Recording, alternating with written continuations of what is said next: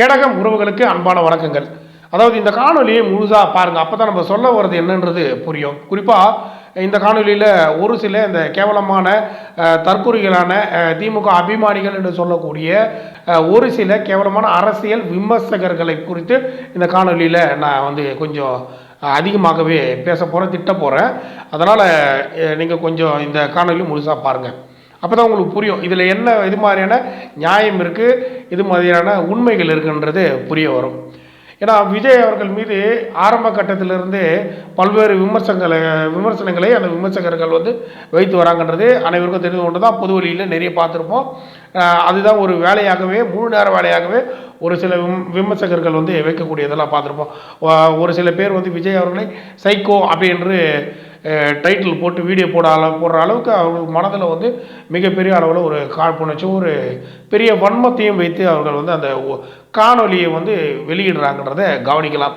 இந்த வகையில் நம்ம இப்போ என்ன சொல்ல வரோன்னா, மக்களுக்கு எது பயனுள்ளதோ, மக்களுக்காக எந்த ஒரு திட்டங்கள் நலனாக இருக்கிறதோ அதுதான் இந்த ஆட்சியாளர்கள் கொண்டு வர வேண்டியதாக இருக்குது.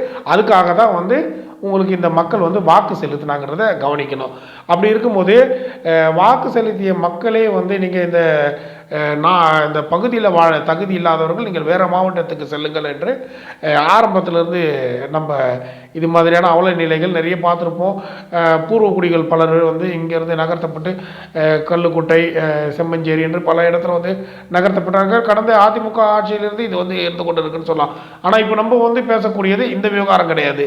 இப்போ நம்ம பேசக்கூடியது என்னன்னா, இந்த திமுக அபிமானிகள், தற்கூரிகள், அரசியல் விமர்சகர்கள் என்ற போர்வையில் வரக்கூடிய இந்த கேவலமான ஜந்துக்கள் இப்போது விஜய் மீது ஒரு மிகப்பெரிய அளவில் விமர்சனங்களை வச்சுருவாங்க. விஜய் அவர்கள் மீது நம்ம மிகப்பெரிய அளவில் அவருக்கு சப்போர்ட் பண்ணி பேசுகிறோம் அப்படின்றதுக்கான நியாயம் என்ன, உண்மை என்ன என்பதை குறித்து தான் நம்ம இந்த காணொலியில் கேட்குறோம். 2 கேள்விகளை மட்டும் முன்வைக்கலாம் அப்படின்றது. ஏன்னா அந்த விமர்சகர்கள் டக்குன்னு ஒரு வீடியோ பதிவிடுறாங்க. விஜய் அவர்கள் பனையூரிலிருந்து பரந்தூருக்கு செல்கிறார். பரந்தூருக்கு செல்லக்கூடிய விஜய் அவர்களுக்கு தெரியுமா, இந்த புதிய விமான நிலையம் அமைப்பது இந்த தமிழ்நாட்டின் வளர்ச்சிக்கு மிகப்பெரிய முக்கியத்துவமானதுன்னு? யாராவது வாயில் ஏதாவது வந்துட போகுதுன்னு தான் தோணுது. ஏன்னா இந்த தமிழ்நாட்டுக்கு எது வளர்ச்சி பாதையில் கொண்டு போகணுன்றது இந்த மக்களுக்கு தெரியாதா?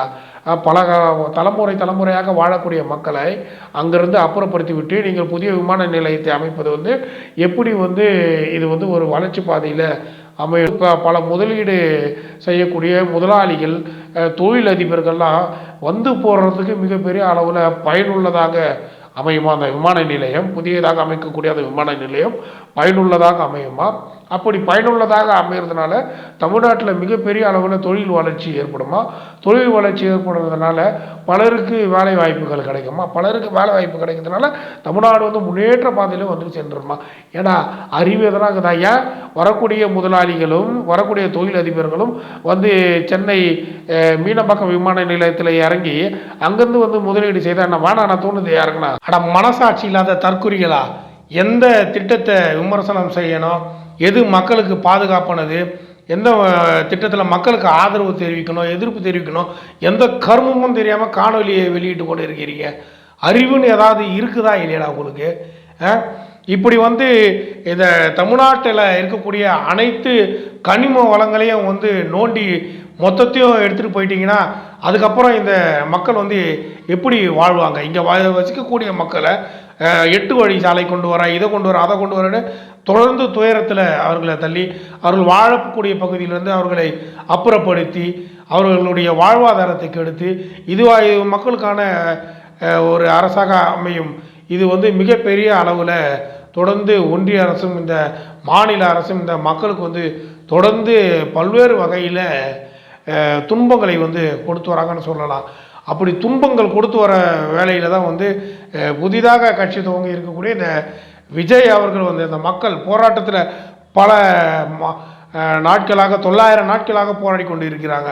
அப்படிப்பட்ட அந்த மக்களை நேரடியாக அந்த போராட்ட குழுவை சந்தித்து அவர்களுக்கு எது மாதிரியான ஒரு தேவைகள் இருக்கிறது, எது மாதிரியான ஒரு நிலை இருக்கிறது என்பதை நேரடியாக அந்த மக்களிட என்ன நடக்கிறது என்பதை கலந்துரையாட போகிறாரு. அதற்காக போகக்கூடியவரை பெரிய விமர்சனங்களை வைக்கிறீங்க. தொடர்ந்து இந்த தமிழ்நாட்டில் பல மலைகள் வந்து கொடாய்ந்து புற மாரி ஆக்கி மொத்த கனிம வளத்தையும் வந்து திருடி சுரண்டி தூக்கிட்டு போயிட்டானுங்க. அதுக்கு எல்லாம் வந்து ஒருத்தரும் வந்து குரல் கொடுக்கல. ஆனால் இப்போ வந்து இந்த பரந்தூரில் புதிய விமான நிலையத்தை அமைத்து உங்களுடைய அந்த முதலாளிகள் தொழிலதிபர்கள் அப்படியே பறந்து வந்து தமிழ்நாட்டில் முதலீடுகளை நிரப்பி இந்த மக்களை உடைய வாழ்வாதாரத்தை அப்படியே அமெரிக்கா எப்படி வல்லரசாக இருக்கிறதோ அந்த மாதிரி வல்லரசாக மாற்றி இப்போது சைனா வந்து பார்த்திங்கன்னா 2050 வாழ்ந்து கொண்டு இருக்கிறார்களாம். அந்த மாதிரி இவர் வந்து மிகப்பெரிய அளவில் அந்த புதிய விமான நிலையத்தை கட்டின உடனே தொழிலதிபர்கள் வந்து முதலீடுகளை குவித்து அப்படியே 2050 இந்த மக்களை வந்து அப்படியே நடத்தி கொண்டு சென்றுவாங்க. வழி நடத்தி காரி துப்புனம் போல இருக்கு. இந்த மாதிரியான ஒரு கேவலமான அரசியல் விமர்சகர்களை வந்து இந்த பொது வெளியில் பார்க்கும்போது ரொம்ப இதுவாக இருக்குது. ஏன்னா விஜய் மீது இருக்கக்கூடிய காழ்ப்புணர்ச்சி எப்படி வெளிப்படுத்துகிறாங்க என்பது இப்போது நம்ம கவனிக்கலாம். ஏன்னா விஜய் அவர்களுடைய அந்த அரசியல் பயணத்தை தடை செய்ய வேண்டும், அவருடைய அந்த அரசியல் பயணத்தை எப்படியாவது முடக்கிவிட வேண்டும் என பல்வேறு வகையில் இது மாதிரியான கேவலமான விமர்சனங்களை வந்து தொடர்ந்து வைத்து வராங்கன்னு பார்க்கலாம். அந்த வகையில் பார்க்கும்போது இந்த மக்களுக்கான எந்த ஒரு நலத்திட்டங்களையும் வந்து இந்த அரசுகளும் ஒன்றிய அரசுகளும் இதுவரை செய்யவில்லை என்பதை தான் குறித்து கவனிக்கணும். இதில் நம்ம தொடர்ந்து பார்க்கலாம். 8 வழி சாலை யார் மூலமாக வந்தது, இந்த தமிழ்நாட்டில் இருக்கக்கூடிய பல முக்கிய மலைகள் வந்து உடைத்து அந்த கனிம வளங்கள் சுரண்டப்பட்டது எப்படி யாராலன்றது அனைவருக்கும் தெரியும். இப்போ இந்த புதிய விமான நிலையம் வந்து அமைக்க இருக்கிறது யாராலன்றது தெரியும். பல தொழிற்சாலைகளை வந்து இந்த பொன்னேரி பகுதியில் திருவள்ளூர் பகுதியில் வந்து நிறைய தொழிற்சாலைகள் வைத்து அந்த இடமே வந்து கடந்த மழையில் வந்து எண்ணெய்கள் வந்து மிதக்கக்கூடிய அளவில் அது எப்படி ஒரு பாதிப்பெல்லாம் அந்த மக்களிடையே ஏற்படுத்திச்சுன்றது தெரியும். பலர் வந்து சுவாசிக்க அந்த காற்றை சுவாசிக்க முடியாத ஒரு சூழ்நிலையில் அந்த பகுதியிலிருந்து வெளியேறி ஒரு பகுதியிலிருந்து வெளியேறி ஓடக்கூடிய அளவிற்கு மிகப்பெரிய அளவில் அந்த மக்களுக்கு எப்படிப்பட்ட ஒரு துயரம் வந்து நடந்திருக்கும். இது மாதிரி தொடர்ந்து இந்த மக்களுக்கு எதிரான திட்டங்கள் தான் வந்து கொண்டு இருக்குன்றதை கவனிக்கலாம். இதையெல்லாம் கேட்கறதுக்காகத்தான் ஒருத்தர் வந்திருக்காருன்னா அவரை வரவேற்கணும். அதுதான் ஜனநாயகம். அதுதான் ஒரு நல்ல பாதையில் வழி நடத்தி செல்லணும்னு பார்க்கலாம். ஏன்னா இந்த இடத்துல சீமான் மீது பலர் பெரிய நம்பிக்கைகளை வைத்திருந்தாங்க. ஆரம்ப கட்டத்திலேருந்து சீமான் கள்ள உறவில் பிஜேபியுடன் இருக்கிறார் என்பது பி டீமாக இருக்கிறார் என்று ஆரம்பத்திலேருந்து வைக்கப்பட்ட சொன்னால் இப்போ அது ஊர்ஜிதமாகவே மாறிவிட்டதுன்றதை பார்க்கலாம். சீமான் மிகப்பெரிய சங்கியாக சின்ன தலைவனாகவே உருவெடுத்து விட்டார்னு பார்க்கலாம். அப்படிப்பட்டவரை நம்பி போன அந்த தமிழ் தேசியவாதிகளை இப்போ வெளியேறி வருகிறார்கள் பார்க்கலாம். அப்படி அந்த நாம் தமிழர் கட்சி மாநில ஒருங்கிணைப்பாளர் ஜெகதீஷ் பாண்டியன் நினைக்கிறேன், அவரே வெளியே சீமானுடைய பாதை தமிழ் தேசிய பாதையிலேருந்து இப்போ ஆர்எஸ்எஸ் பாதையில் புகுந்து இருக்கின்ற மாதிரி அவர் பெரிய விமர்சனங்களை வைத்திருக்காரு. அப்படி இது மாதிரியான கேவலமான அரசியல்வாதிகளை நம்புவதை காட்டிலும் உயர்ந்த ஒரு சம்பளத்தை தவிர்த்து விட்டு இந்த மக்களுக்காக நன்மை செய்ய வருகிறேன் என்று ஒருத்தர் அரசியல் கட்சி ஆரம்பித்து அவர் அவருடைய பக்குவமான அரசியலை பொறுமையாக வெளிப்படுத்தி கொண்டிருக்கிறார்ன்றதை பார்க்கலாம். பொது வெளியில் கண்டபடி பேசாமல் தெளிவாக அரசியலை விஜய் அவர்கள் மேற்கொண்டிருக்காரு பார்க்கலாம். மக்கள் பிரச்சனையில் சரியாக தலை நுழைத்து அவர்களுக்கு தேவையான அந்த நீதியை பெற்றுத்தர விஜய் போராடி கொண்டிருக்காருன்றதை கவனிக்கலாம். அந்த வகையில் தான் இந்த பரந்தூருடைய பயணமும் அவருக்கு அமையுது. இதெல்லாம் விமர்சனம் செய்யக்கூடிய அளவிற்கு இருப்பதை பார்க்கறதா இந்த கேவலமான இந்த திமுக அபிமானிகள் என்று சொல்லக்கூடிய இந்த விமர்சகர்கள் செய்யக்கூடியது மிகப்பெரிய அளவில் இப்போ பொதுவெளியில் பரவி கொண்டிருக்கலாம், வன்மத்தை கக்கி கொண்டிருக்காங்கன்னு பார்க்கலாம். அதற்கு ஒரு மூலதனமாக அந்த கட்சியில் இருக்கிற பெரிய விமர்சனங்களாக இருக்கக்கூடிய சிவாஜியெல்லாம் சொல்லலாம். சிவாஜி கிருஷ்ணமூர்த்தி எல்லாம் எப்படி இந்த மக்கள் பார்த்து கொண்டிருக்காங்க சொல்லலாம். ஏன்னா எப்படி இந்த கேவலமான தரங்கட்ட விமர்சனங்களை வைக்கக்கூடியவர்கள் இவர்களாகத்தான் இருக்கக்கூடியவர்கள் என்றதுக்கு இவர்களாம் ஒரு அடையாளங்கள், இவர்களாம் ஒரு எடுத்துக்காட்டு. அப்படி சென்னை விமான நிலையத்திலேருந்து தமிழ்நாட்டில் முதலீடு செய்ய தோணுதுன்னா அது என்ன வேணான்னு சொல்லுது. இல்லை இந்த ஆட்சியாளர்கள் அதுக்கு வந்து மறுப்பு தெரிவிச்சுட்டு வராங்களா? கிடையாது. பலாயிரம் ஏக்கர் பரப்பளவு கொண்ட ஒரு நிலத்தை அதை வந்து கையகப்படுத்தி அந்த விவசாய நிலத்தை அழித்து அதை முற்றிலுமாக ஒரு தனியாருக்கு தாரை வார்த்து கொடுத்து அதன் மூலமாக வரக்கூடிய அந்த வருமானத்தை தான் இந்த ஆட்சியாளர்கள் வந்து குறிவைத்து காத்திருக்கிறார்கள் சொல்லலாம். இந்த மக்களுக்கான எந்த ஒரு நலத்திட்டங்களையும் இதுவரை சரியாக செய்ததில்லைன்னு சொல்லலாம். இந்த மக்களுக்கான அரசியலையும் மக்களுக்கான பயனுள்ளதான திட்டங்களையும் ஒரு காலமும் இந்த திராவிட கட்சிகள் வந்து முன்னெடுக்கவில்லை என்பது தொடர்ந்து நம்ம வைக்கக்கூடிய விமர்சனமாக இருக்குன்னு பார்க்கலாம். இதுக்கு எடுத்துக்காட்டு அதிமுக ஆட்சியில் இருந்தபோது சென்னையிலே வந்து பார்த்திங்கன்னா பல முக்கிய பகுதிகளில் தலைமுறையாக வசிக்கக்கூடிய அந்த மக்கள் வந்து இங்கேருந்து அவர்கள் நகர்த்தப்பட்டு செம்மஞ்சேரி, கல்லுக்குட்டை என்று பல இடத்துல அவர்கள் வந்து இடமாற்றப்பட்டார்கள். கேட்டால் அந்த இடத்துல உங்களுக்கு குடியிருப்புகள் கட்டப்பட்டிருக்கு, நீங்கள் அங்கே போயிடலாம்னு சொல்லி பல தலைமுறையாக வசித்த மக்களை கொண்டு போய் அங்கே விட்டு அங்கே வந்து வேலை வாய்ப்பு இல்லாமல் அந்த மக்கள் எப்படியெல்லாம் திண்டாடி கொண்டு இருக்கிறார்கள் என்பது முதல்ல சிந்தித்து பார்க்கணும். இது ஒரு எடுத்துக்காட்டுக்கு தான் சொல்கிறேன். அந்த மக்கள் குற்ற செயலெல்லாம் ஈடுபடுறாங்கன்னா அவர்கள் மீது மீண்டும் வந்து ஒரு பெரிய காழ்ப்புணர்ச்சியை வெளிப்படுத்தி அந்த மக்களை வந்து தவறானவர்கள் என்பது போல் சித்தரித்து கொள்கிறார்கள் பார்க்கலாம். அப்படி இருக்கும்போது இப்போது இந்த காஞ்சிபுரம் மாவட்டம் இந்த பரந்தூரில் அந்த பகுதியில் வசிக்கக்கூடிய ஆயிரக்கணக்கான ஏக்கரை நீங்கள் வந்து கையகப்படுத்தி அதை புதிய விமான நிலையமாக கட்டும்போது அந்த அந்த பகுதியில் இருக்கக்கூடிய நீர்நிலைகளுடைய நிலை என்ன ஆகுது? அது மட்டும் இல்லாமல் அந்த இடத்துல விவசாய மக்கள் பலர் வந்து விவசாயத்தில் ஈடுபட்டு வராங்க. பல ஏக்கர் கணக்கில் விவசாய மக்கள் வந்து அங்கே பயனுள்ள ஒரு விவசாயத்தை செய்து வராங்க. தமிழர்கள் பாரம்பரியமான கல்வெட்டுகள் பல இருக்குன்னு சொல்கிறாங்க.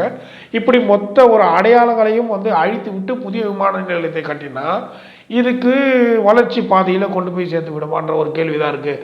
அதாவது திமுகவுக்காக நாங்கள் பேசுகிறோம், திமுக அபிமானிகள் என்று சொல்லாமல் வெளியே அந்த காணொலிகளை வெளியிட்டு கொண்டிருக்கிற அந்த தற்கூரி அரசியல் விமர்சகருக்கு ஒரு ஜென்ரல் நாலேஜ் கூட இருக்காத, ஒரு சுய புத்தி சுய அறிவு கூட இருக்காதான்ற ஒரு கேள்வி தான் நான் வந்து முன்வைக்கிறேன். ஏன்னா விஜய் அவர்களை நீங்கள் விமர்சனம் செய்தால் அதை நீங்கள் நேரடியாக வேறு மாதிரியான விமர்சனங்களை செய்யலாம்.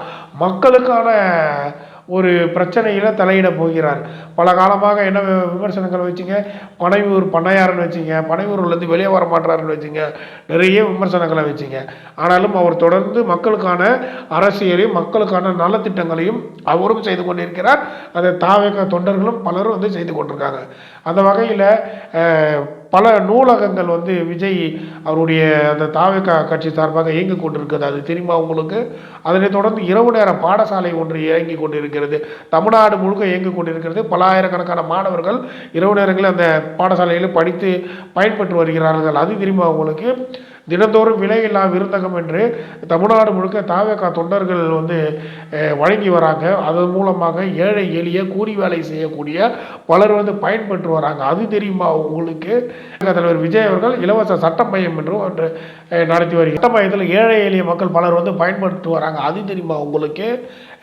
இது மாதிரி பல நலத்திட்டங்களை வந்து விஜய் அவர்கள் வந்து தொடர்ந்து செய்து வருகிறார்னு சொல்லலாம். இதில் குறிப்பாக நம்ம சொல்ல போனோம்னா அந்த குருதியகம் வந்து மிகப்பெரிய அளவில் விஜய் அவர்களுடைய அந்த தாவேக தொண்டர்கள் சிறப்பாக செயல்பட்டு வருகிறாங்கன்னு சொல்லலாம். அதன் மூலயமாக பல்லாயிரக்கணக்கான உயிர்கள் வந்து காப்பாற்றப்பட்டு வருகிறது. அதை இது மாதிரியான ஒரு பெரிய நலத்திட்டங்களை மக்களுக்கான அரசியல் வந்து செய்து கொண்டிருக்காங்கன்னு சொல்லலாம். தாவேக தொண்டர்களை பொறுத்தவரையில் விஜய் என்ன செய்தார் அப்படின்னு ஒரு கேள்வி வச்சிங்கன்னா, நீட்டு விவகாரத்தில் அனிதாவுக்கு ஒரு உயிரிழந்த போது அனிதா வீட்டிற்கே சென்று நீட்டு விவகாரத்தில் அந்த அவர்களுடைய குடும்பத்தாருக்கு ஒரு ஆறுதலை வந்து தெரிவிச்சிருந்தார். தூத்துக்குடி மாவட்டத்தில் துப்பாக்கிச்சூடு ஏற்படும் போது ஸ்டெர்லைட் ஆலைக்கு எதிராக போராடிய அந்த ஸ்லோலின் என்ற அந்த பெண் வீட்டிற்கு போயிட்டு அவங்களுக்கு அந்த அவங்களுடைய தாய் தந்தையருக்கு ஒரு ஆறுதல் தெரிவித்து விட்டு அவர்களுக்கு வந்து ஒரு மிகப்பெரிய ஒரு அவங்களுக்கு தேவைப்படக்கூடிய அந்த உதவிகளை வந்து செய்துவிட்டு வந்திருந்தார். தொடர்ந்து பெருவெள்ளமாக தூத்துக்குடி மாவட்டத்தில் அந்த மக்கள் வந்து பாதிக்கப்பட்ட போது தூத்துக்குடி மாவட்டத்தில் ஏற்பட்ட அந்த பெருவெள்ளத்தில் அந்த மக்கள் வந்து பாதிக்கப்பட்டு மிகப்பெரிய அளவில் அவர்கள் உடைமைகளையும் வீடுகளையும் இழந்த போது அந்த மக்களுக்கு நேரடியாக சென்று நலத்திட்ட உதவிகளாக அந்த மக்களை நேரடியாக சந்தித்து ஒரு கல்யாண மண்டபத்தில் மக்கள் அந்த பகுதியில் வசிக்கக்கூடிய மக்களை வர வைத்து இவர் கையால் பலருக்கு வந்து உதவிகளை செய்திருந்தார். அதனைத் தொடர்ந்து அவர்களுடைய தொண்டர்கள் அந்த தூத்துக்குடி மாவட்டம் முழுவதும் சென்று அவர்களுடைய அந்த பாதிக்கப்பட்ட மக்களுக்கு தேவையான உதவிகளை வந்து செய்துட்டு வந்தாங்க. அதனைத் தொடர்ந்து சென்னையில் ஏற்பட்ட சென்னையில் ஏற்பட்ட வெள்ளத்திற்கு இந்த டிபி சத்திரத்தில் இருக்கக்கூடிய அந்த பகுதியில் வசிக்கக்கூடிய மக்களை அழைத்து அவர் வந்து அந்த உதவி செய்தார். இது பல விமர்சனங்கள். இதெல்லாம் அவர் எது மாதிரியான நலத்திட்டங்கள்லாம் செய்ய வருகிறாரோ அதையெல்லாம் வந்து விமர்சனங்களாக கொண்டு வரீங்க. இங்கே நலத்திட்டங்கள் யார் செய்கிறார் என்பதை விட அந்த நலத்திட்டங்கள் மக்களிடையே போய் சேருகிறதா என்று தான் நம்ம கவனிக்கணும். ஏன்னா அவர் பனையூருக்கு அழைத்து அந்த நலத்திட்டத்தை செய்கிறாருனாலும் பனையூருக்கு என்ன ஆகும்னா பஸ்ஸில் வந்தால் கூட அதுக்கு தேவையான போக்குவரத்து வசதிகளை ஏற்பாடு செய்து அவர்களை அழைத்து வந்து அவர்களுக்கு அந்த உதவிகளை செய்து மீண்டும் அழைத்து கொண்டு போய் அந்த இடத்துல பகுதியில் விட்டுருக்காங்க. இது வந்து எப்படி வந்து நீங்கள் ஏதாவது அவர் மீது விஜய் அவர்கள் மீது ஏதாவது விமர்சனம் வைக்கணும் என்பதற்காகவே இப்படி காழ்ப்புணர்ச்சியோடு இந்த திமுக அபிமானிகள் சொல்லக்கூடிய அந்த அரசியல் விமர்சகர்கள் கிடையாது, போலி விமர்சகர்கள் செய்து கொண்டு இருக்கிறாங்கன்றதை கவனிக்கலாம். ஏன்னா விஜய் அவர்களை பொறுத்தவரை இந்த மக்களுக்கே தெரியும், அவர் வந்து பொது வழியில் வந்து நின்னார்னா அந்த இடம் வந்து மிகப்பெரிய அளவில் ஒரு பெரிய கூட்ட நெரிசல் ஏற்படும்.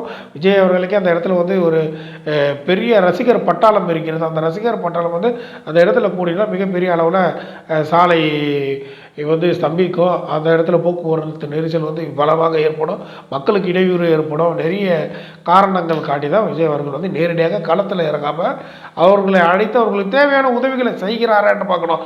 அவர் கையால் உதவி செய்தது மட்டும் இல்லாமல் அவர்களுடைய அந்த மாவட்ட தலைவர்கள் செயலாளர்கள் மூலம் அந்த பகுதியில் நேரடியாக சென்று உதவிகளை செய்திருக்காங்க. அது மீடியா வெளிச்சத்துக்கு பெருசாக வரலை, விஜய் அவர்கள் செய்தது மட்டும்தான் வந்தது. ஆனால் எப்படியோ ஒரு வகையில் விஜய் அவர்களுடைய அந்த தவேகா கட்சி தொண்டர்களும் விஜய் அவர்களும் நேரடியாக பல நலத்திட்டங்களை செய்து தான் வராங்க.